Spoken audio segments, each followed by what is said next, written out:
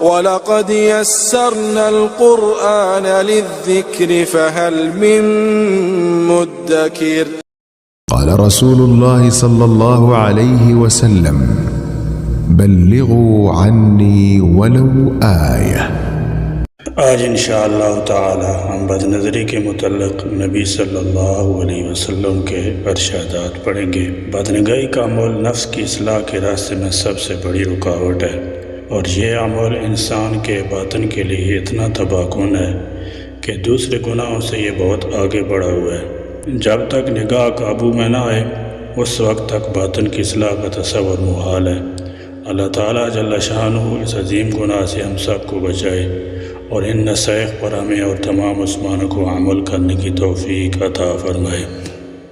نحمدہ ونصلی علی رسولہ الکریم۔ اعوذ باللہ من الشیطان الرجیم، بسم اللہ الرحمن الرحیم۔ عن ابی سعید الخدری رضی اللہ تعالی عنہ قال قال رسول اللہ صلی اللہ علیہ وسلم لا ينظر الرجل إلى عورة الرجل ولا المرأة إلى عورة المرأة، رواہ مسلم۔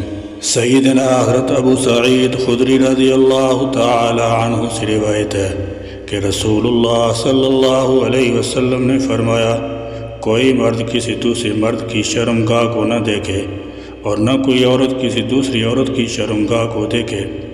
اسے مسلم نے روایت کی ہے۔ آج بے حیائی کا دور ہے، دنیا گناہوں کے سمندر میں غرق ہے، چاروں طرف فحاشی پھیلی ہوئی ہے۔ یقیناً اس کے بہت سے اسباب ہیں، مگر اس کا ایک سبب بد نظری اور نظر کی بے احتیاطی بھی ہے۔ یہ ایک ایسا ہتھیار ہے جس کو شیطان انسان کے ہاتھ میں دے کر پوری طرح مطمئن ہو چکا ہے۔ اب اسے کبھی کسی طاغوتی منصوبے کو بروئے کار لانے میں زیادہ جدوجہد نہیں کرنی پڑتی، یہ بد نظری خود بخود اس کی آرزوؤں کی خاطر خواہ تکمیل کر دیتی ہے۔ نظر کی حفاظت میں کوتاہی بے شرمی کی بنیاد، فتنہ فساد کا مؤثر ذریعہ اور منکرات و معاصی کا سب سے بڑا محرک ہے۔ یہ حدیث ایک بہت اہم مسئلہ کے بارے میں رہنمائی کرتی ہے جس کو جاننا اور اس پر عمل کرنا ہم پر واجب ہے۔ انسان چاہے مرد ہو یا عورت، اس حدیث پر عمل کرنا ہم پر واجب ہے۔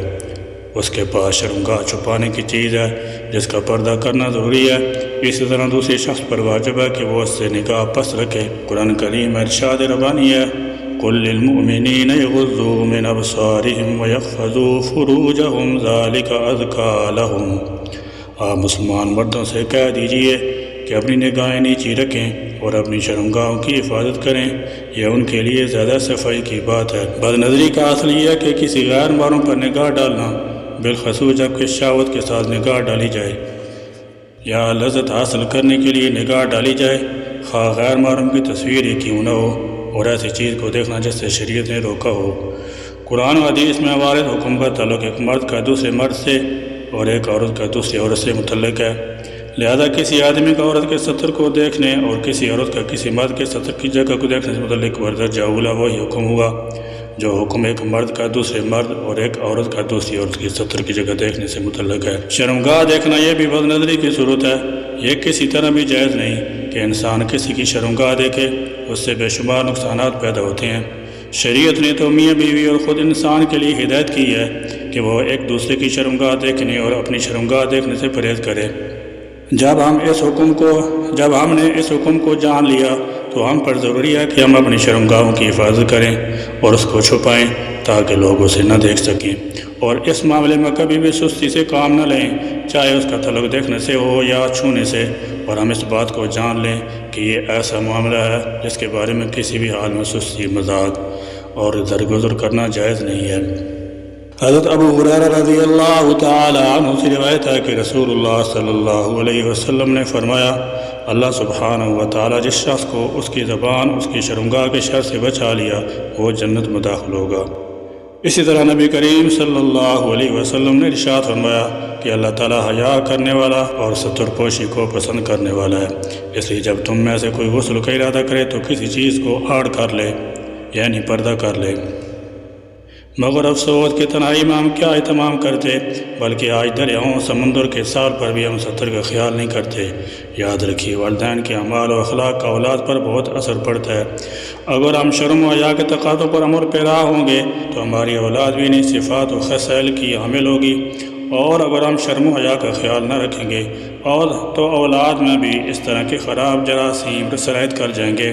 اسلام عفت و عصمت اور پاکیزگی قلب و نگاہ کا دین ہے۔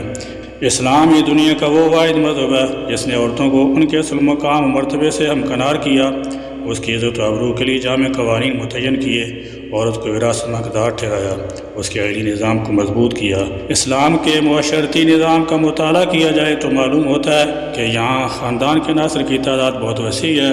اسلام نے اس حوالے سے جس اہتمام کے ساتھ احکام بیان کیے ہیں، اگر حقیقتاً مسلمان ان سے آگاہ ہو جائیں، ان پر اسی طرح ایمان رکھیں جس طرح ایمان رکھنے کا حق ہے، اور حقیقی طور پر ان کا نفاذ کر لیں تو ایک مضبوط خوشحال باہمی محبت کا خوب اور خاندان تشکیل پا سکتا ہے۔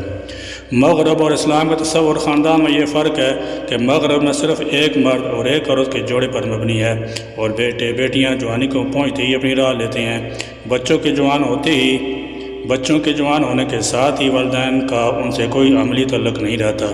اسلام میں خاندان سمٹا اور سکڑا ہوا نہیں بلکہ وسیع اور پھیلا ہوا ہے۔ دنیا میں اسلام سے بڑھ کر کوئی مذہب بے حیائیوں پر روک لگانے والا نہیں ہے۔ قرآن و حدیث میں فحاشی کی بنیاد یعنی آنکھ کی بے احتیاطی کو سختی سے قابو کرنے کی تلقین کی گئی ہے۔ یہ ایسی بنیاد ہے اگر صرف اس پر ہی قابو پا لیا جائے تو ساری بے حیائیاں دنیا سے رخصت ہو سکتی ہیں۔ سبحانک اللہم و بحمدک اشہد ان لا الہ الا انت استغفرک و اتوب الیک وآخر دعوانا الحمد للہ رب العالمین۔